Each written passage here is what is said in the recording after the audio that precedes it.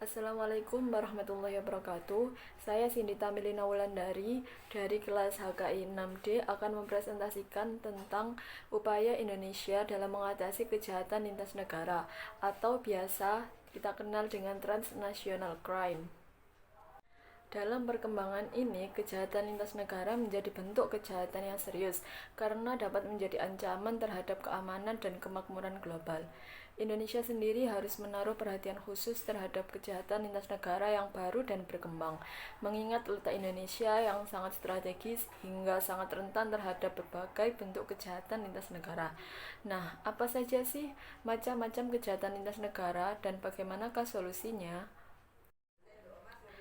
Jadi, macam-macam kejahatan lintas negara atau transnational crime itu ada 5. Yang pertama yakni perdagangan orang dan penyelundupan manusia. Perdagangan orang dan penyelundupan manusia dapat dikategorikan dalam isu migrasi irreguler. Isu migrasi ini merupakan pergerakan orang yang terjadi di luar hukum, peraturan atau perjanjian internasional yang mengatur masuk atau keluar dari negara asal, transit atau tujuan. Nah, cara mengatasinya yaitu Indonesia sendiri senantiasa berkomitmen untuk menanggulangi isu perdagangan orang dan penyelundupan manusia melalui kerjasama pada tingkat bilateral, regional, dan multilateral.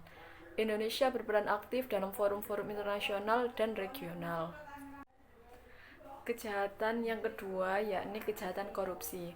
Tindak pidana korupsi tidak saja terbatas pada sektor publik, namun juga di sektor swasta dan bahkan lembaga dan perusahaan internasional yang beroperasi di suatu negara. Cara mengatasinya yaitu Indonesia selalu berupaya menjalin kerjasama internasional demi kepentingan nasional, khususnya untuk peningkatan kapasitas para penegak hukum dalam pencegahan dan pemberantasan korupsi. Selanjutnya yakni kejahatan yang ketiga. Kejahatan yang ketiga yaitu kejahatan narkotika dan obat-obatan terlarang. Kejahatan penyalahgunaan narkotika dan obat terlarang pada umumnya bersifat lintas negara, mengingat produsen, kurir, dan korban bisa berasal dari negara yang berbeda-beda. Upaya mengatasinya, kepentingan utama Indonesia dalam menanggulangi peredaran dan perdagangan gelap narkoba adalah dengan mencegah arus keluar masuk narkoba dan prekursornya. Kejahatan yang keempat yakni kejahatan perikanan.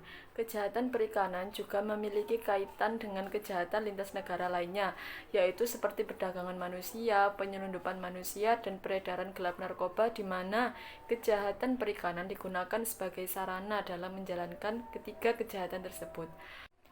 Upaya mengatasinya, di tataran multilateral, Indonesia secara konsisten berupaya mengarus utamakan jenis-jenis kejahatan di dalam kejahatan perikanan sebagai tindak pidana transnasional terorganisasi di berbagai forum.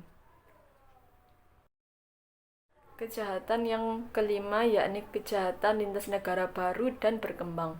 Telah teridentifikasi beberapa kejahatan lintas negara baru dan berkembang atau New and Emerging Crimes pada tahun 2010, antara lain yaitu cybercrime, identity related crimes, perdagangan gelap benda cagar budaya, kejahatan lingkungan, pembajakan di atas laut, perdagangan gelap organ tubuh, dan yang lain-lain.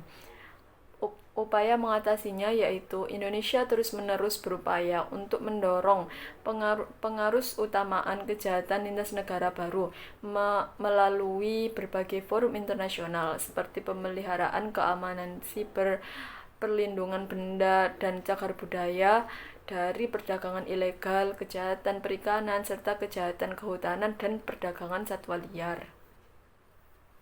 Nah, itu tadi presentasi dari saya tentang macam-macam kejahatan lintas negara atau transnational crime. Kurang lebihnya mohon maaf. Wassalamualaikum warahmatullahi wabarakatuh.